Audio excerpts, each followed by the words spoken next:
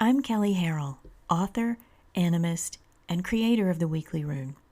Soul Intent Arts is my soul-tending practice, and you're listening to What in the Weird, my podcast in which I talk about runes, actionable animism, soul-tending, and how all of those intersect through sacred activism on my path.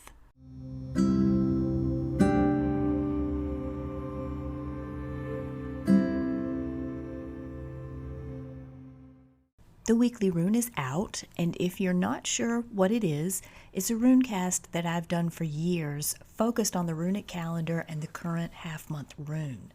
The Weekly Rune is now available in full on patreon.com. Just do a search for Kelley Harrell to find it, and you can find the archive of all past runecasts on my site, soulintentarts.com.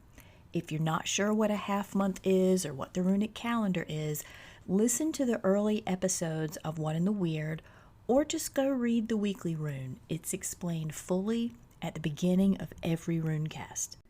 Thank you to everyone who listens to the podcast, to those who send notes and share their experiences of the runes. That's what it's all about, and I'm grateful for the engagement. And I also want to thank my Patreon supporters who make the sharing of my rune work through the podcast and the runecast possible with their financial support. If you've benefited from the runecast, the podcast, or the ton of free articles on the runes, animism, and soul tending on my website, you can show your support through buying my books, which you can find at soulintentarts.com or Amazon, by making a one-time contribution through PayPal or Square, or by contributing regularly through Patreon. Just go to patreon.com and search for Kelley Harrell. You can also subscribe to the paid version of the Weekly Rune there, and thank you for it. This episode is focused on the half month of Isa, which represents the sacred seed.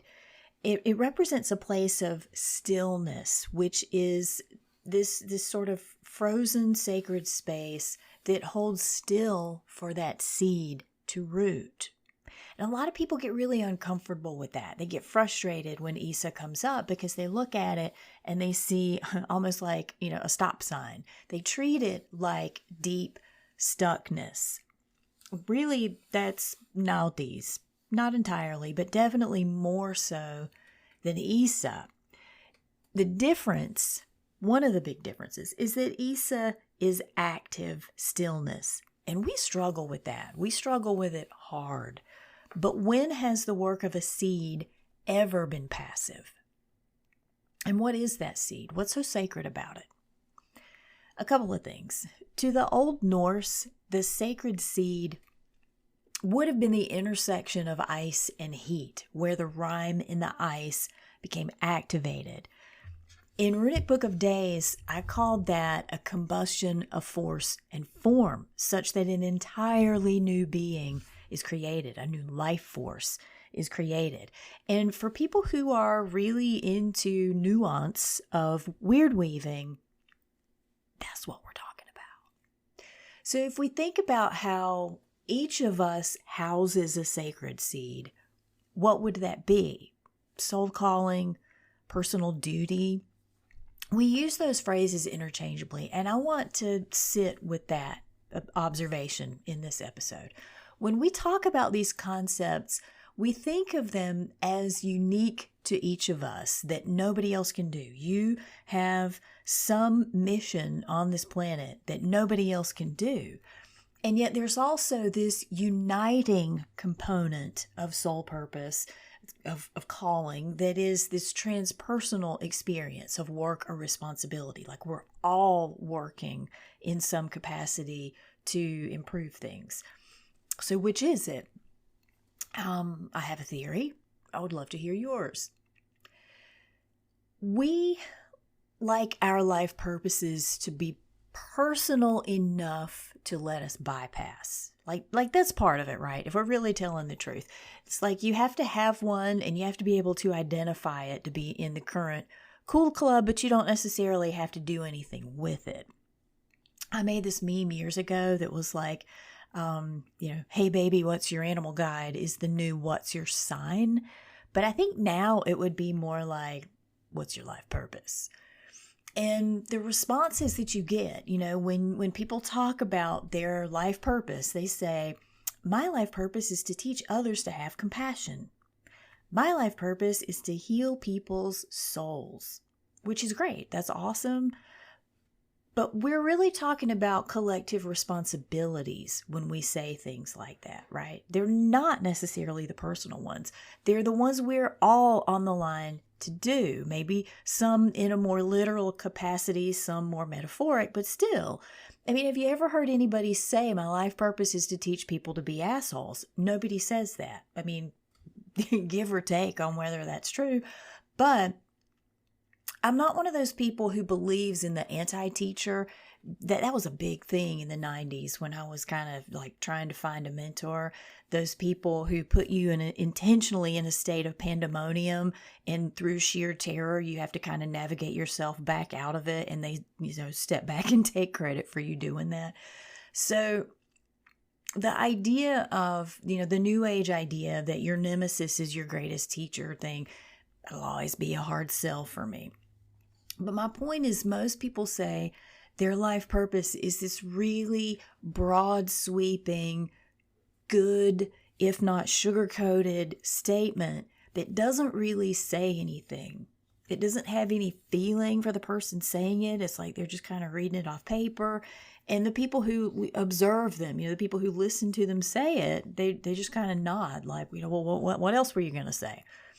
So those greater philosophical plateaus are awesome, and they are definitely part of it.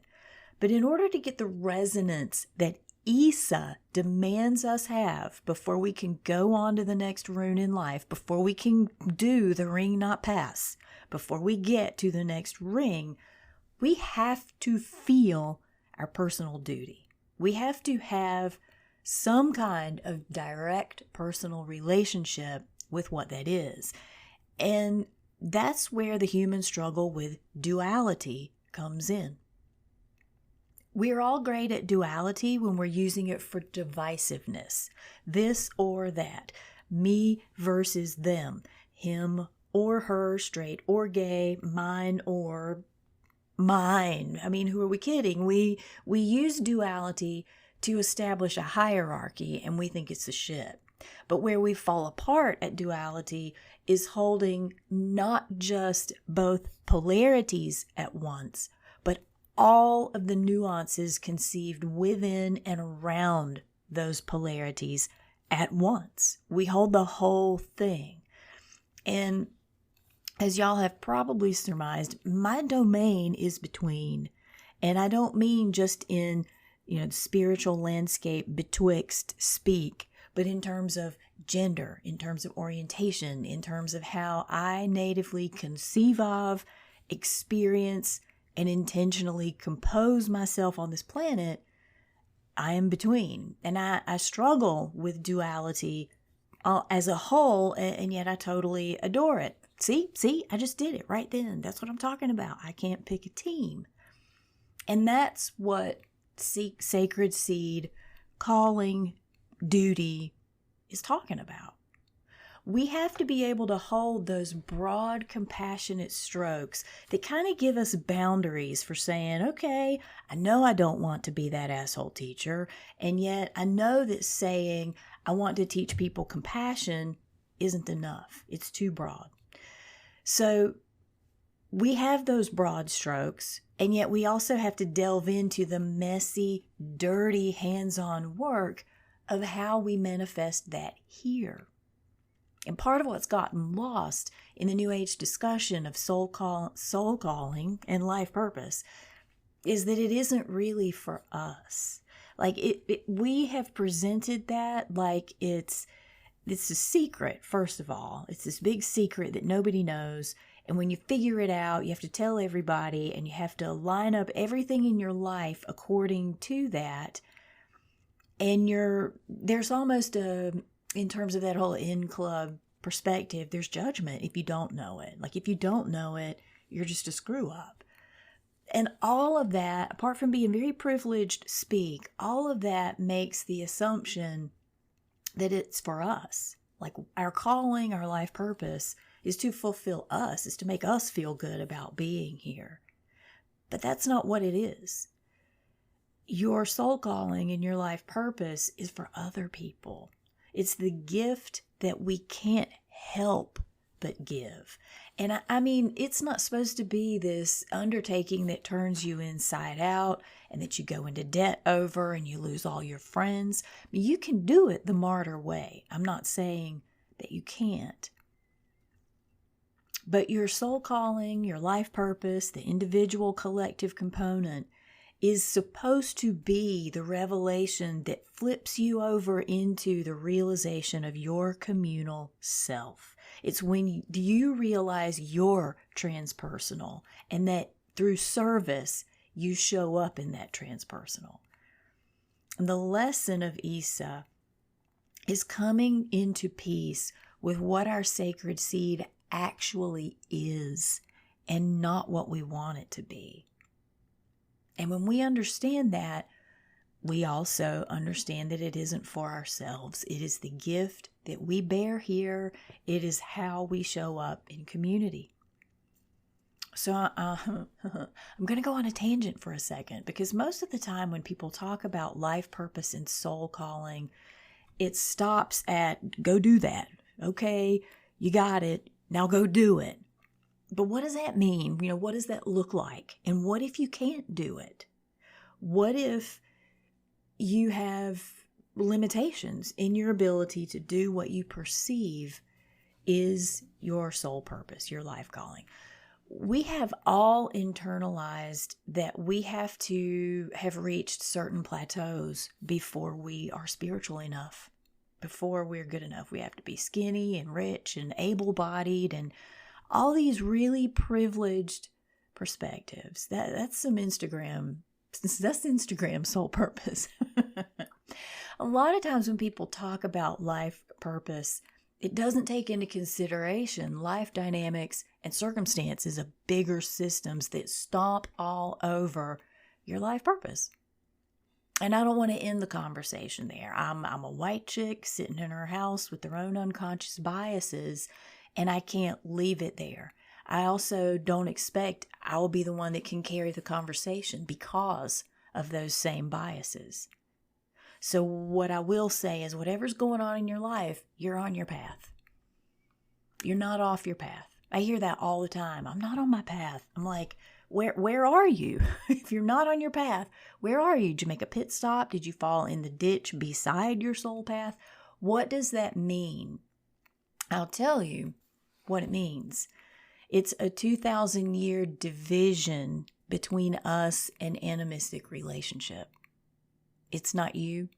It's not the person beside you. It's patriarchal capitalist standards. It's Instagram. It's your spiritual truth as subsidized by fear, poverty, illness, oppression. It is an insidious belief that is based in judgment of your actual soul. You cannot be off your path. What happens is you lose awareness of your path because of this systemic shit. So while you're doing that ring not pass study of Isa and working about whether you're living your life purpose, whether you're checking off all the boxes, remember that part of the collective purpose we all share is to catch those folks who feel lost from their paths.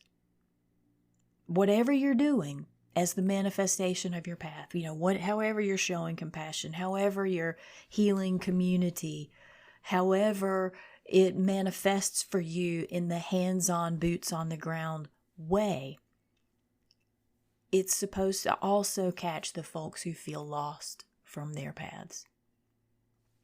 We all share the call to elder well, die well, then ancestor well. That is a facet of the sacred seed, and it is what simultaneously makes our duties unique, unites us in drive, and accomplishes a common purpose. It is all of that at once, and it is okay to be all of you in that.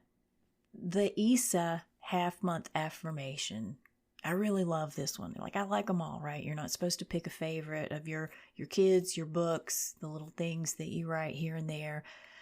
This is from Runic Book of Days, and I want to close this episode exactly on this. I lie frozen, awake, sleeping only to dream what comes next.